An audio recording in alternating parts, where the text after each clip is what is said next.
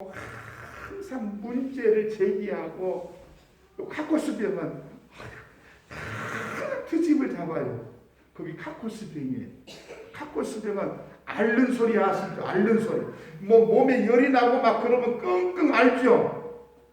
어디가 아파서 아는 거예요? 앓는 거예요. 다 안 알아봤어요? 몸이 아프면은 막 그냥 밤새 그냥 뭐 신음소리를 하듯이 아파서 막 끙끙 앓는 소리가 앓는 소리예요. 우리 영혼의 아픔이 있으면은, 영혼의 상처가 있으면은 그런 앓는 소리를 하는 거예요. 이게 살아계신 전능하신 하나님의 은혜를 받고 치료가 되면은 괜찮은데, 은혜는 받지도 않고 이 앓는 소리는 왜? 세상 것에 이리 부딪히고 저리 부딪히고, 이리 또 뭡니까 손해보고 저리 손해보고, 이렇게 그러다 보니까 항상 모든 것을 믿지 못하고 원망과 불평이 잔뜩 해가지고 부정적으로 그 사람이 인격이 되어 있어요. 그러니까 부정적으로 인격이 되어 있기 때문에 항상 요 성경에 보면은 오른 눈이 있고 왼 눈이 있잖아요. 요 오른 눈과 왼 눈을 이야기한 것이 아니고, 오른 눈은 옳은 것을 보는 눈이 있고 왼 눈은 잘못된 것만 보는 눈이 있어요. 우리는 요 눈이 아니고 잘못된 것만 보는 눈은 가진 자는 계속적으로 앓는 소리를 해요. 거기다가 치고 땅덩어리를 다 안겨줘도 아이고 더럽게 무거워 죽겠네 하고 또 그때도 알아요. 그러니까 왼쪽 부정적인 생각으로 왼눈만 가지고 있는 사람은 끊임없이 원망하고 불평하고, 갔다가 모든 걸 다 안겨줘도 다 그냥 그것 때문에 또 죽겠다고 난리치고 또 원망하고 불평하고, 또 뺏어놓으면 또 원망하고 불평하고요. 그러니까 이럴 수도 없고 저럴 수도 없고, 그 자체가 왼눈을 가지고 있는 것이고요. 그래서 여기 카코스 병에 걸려 있는 것은 부정적인 사람이에요. 그러니까 끊임없이 앓는 병에 출발해서 성질 나쁜 사악한 병에 걸려 있는 사람이 악한 사람이에요.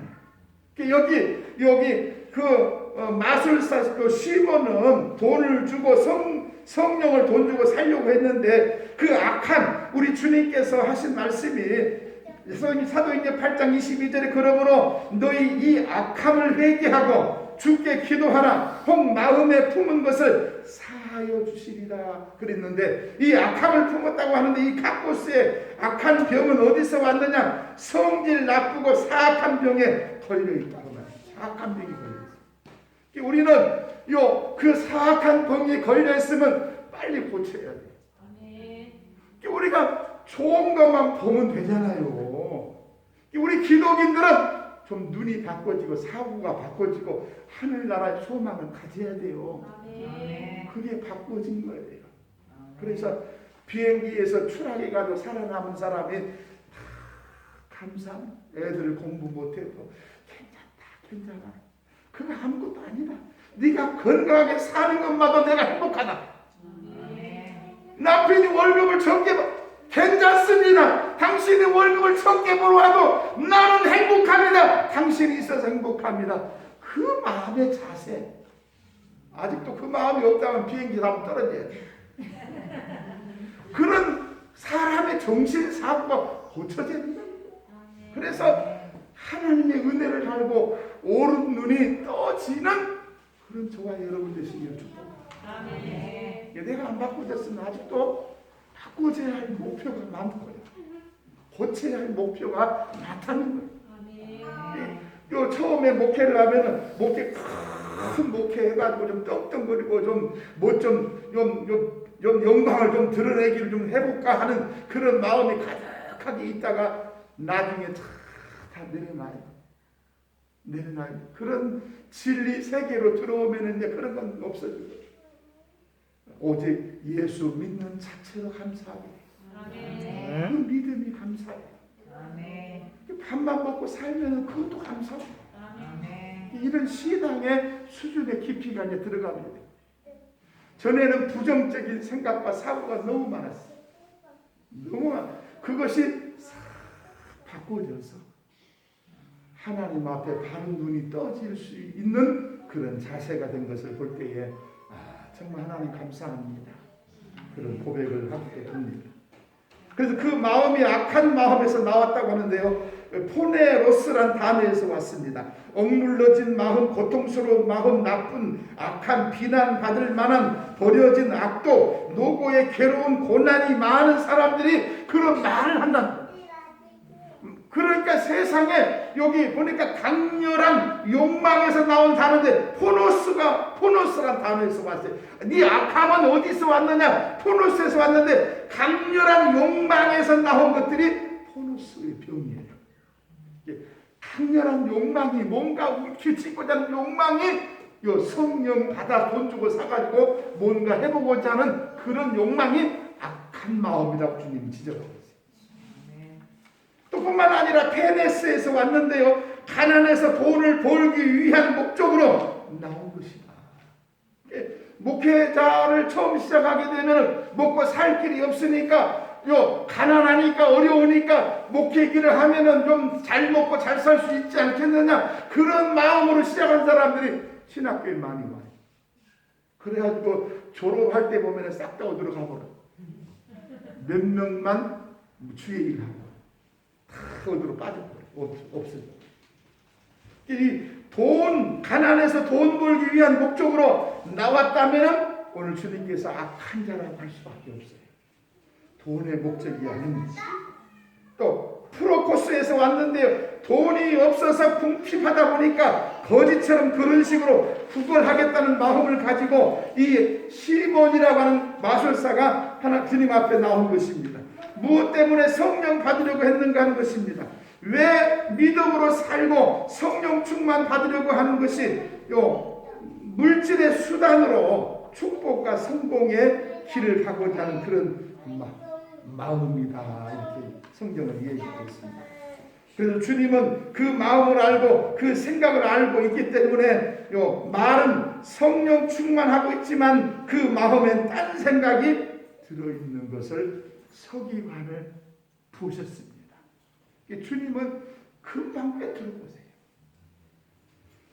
주님은 삭개오의 마음을 꿰뚫어 보시기도, 여리고로 지나가시다가 여리고에서 나가시다가 주님은 삭개오를 만나게 되는데요. 삭개오가 주님이 지나가신다고 그 거리를 보고 뽕나무 위에 올라가면 주님을 만날 것이다 생각을 하고 뽕나무에 뽀로로 올라가지고 주님이 그 밑으로 지나가면 만날 것이다.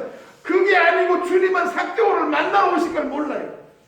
자기는 삭개오를 만나려고 주님을 만나려고 뽕나무에 뽀로로 올라갔는데 주님은 자기 만나러 오는 걸 아는 거예요. 자기만 그 삭개오를 만나러 오신 겁니다. 왜? 삭개오가 주님을 보고 싶은 마음이 간절했었어요. 그분은 나사렛에서 사신 분이고 그분은 뭔가 좀 다른 분이다. 이 삭개오는 주님을 만나면 내 마음을 알아줄 것이다. 그 마음이 간절했어요. 그 어떻게 하면 주님을 만날 수 있을까? 그런 궁리를 하다가 뽕나무 위로 올라갔는데 주님은 뽕나무 위로 올라가고 뽕나무 위로 안 올라가도 주님은 삭개오를 만나러 오신 거예요. 그래서 삭개오야 내려오라. 오늘 내가 너희 집에 유하여 하겠다. 그래서 삭개오는 아니 오늘 삭개오의 집에서 자겠다고 하니까 얼마나 기가 막힙니까?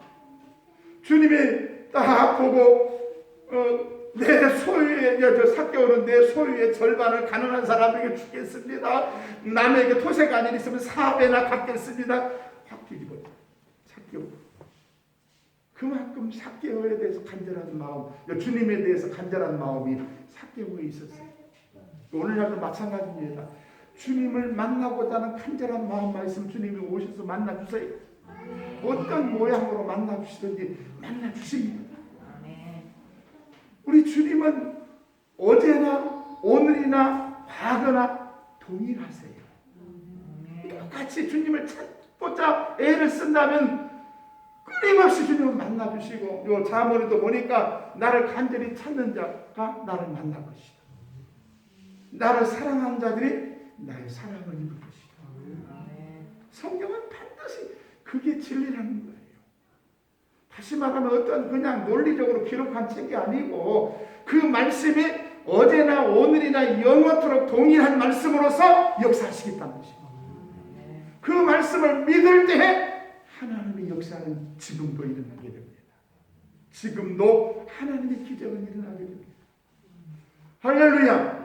우리 하나님의 말씀을 듣고 그 믿음이 생겨질 때 하나님께 요 중국에서 안강이라는 곳에 가가지고 그곳에 갔더니만 이 막 새벽부터 달라요. 저 밤중부터 밤 1시에 집사님들이 막 그냥 양쪽으로 쫙 서가지고 잠도 안 자고 막 물 떠가지고 어디 발을 씻어준다고 그러지, 수건을 들고 오지, 물을 뜨고 온 사람이 오지. 그래가지고 내가 씻겠습니다 해가지고 내가 씻고 다음날 그냥 요 말씀을 전하고 나오니까 거기 그 목사님이 우리 한국으로 말하면 300명 되는 목사님, 여자 목사님이 오시더니만 그냥 신발 신고 다니는데 무릎을 꿇어요. 전도사님하고 둘이 기도를 해달라는 거예요. 나 그런 일 처음 봤죠. 눈물로 간절하게 기도해 줬더니만 거기에 목회를 그만두려고 했을 때 몸이 안 갔어요. 그런데 그 기도 한 번 받고 순식간에 모든 걸 다 치료받았어요. 그리고서 다음에 들어가니까요 50명 전체가 기도했다. 그래가지고 기도해 주니라고 죽을 뻔했어요. 여러분 기도하면 요 배창자가요 뒤로 등갑하게 붙어요. 기도하면 살도 쪄야 돼요. 우리 선교사님 살도 좀 쪄가지고 많이 먹어가지고 할렐루야 기도해야지. 역사로 나타나지. 그냥 요 빽빽한 사람은 그냥 등갑자기가 배가 붙어가지고요 목소리 안 나와요. 그러니까 좀 먹고 튼튼해야 돼요. 그래서 왜 그러느냐? 그 사람들이 그 목회자가 은혜를 사모했어요.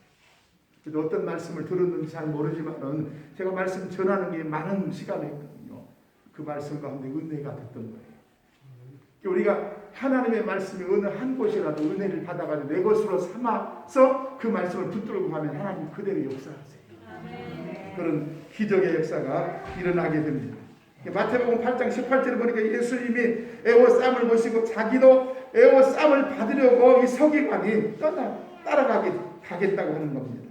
사람들에게 존경받으려고 따라가겠다는 겁니다. 그래 애워쌈을 보시고 이 페드란 다는데 주님의 영광, 주님이 가지고 있는 것을 자기도 가지고 싶겠다고 하는 그런 마음 가지고 애워싸고 주님 따라가겠다라고 서기관이 이야기하고 있습니다. 마지막으로 고난의 길이 있음을 알고 따라오라는 겁니다. 이런 것을 붙들고 쫓아오지 말고, 이런 애워쌈을 보고 쫓아오지 말고 고난의 길도 있음을 알고 따라오라는 겁니다.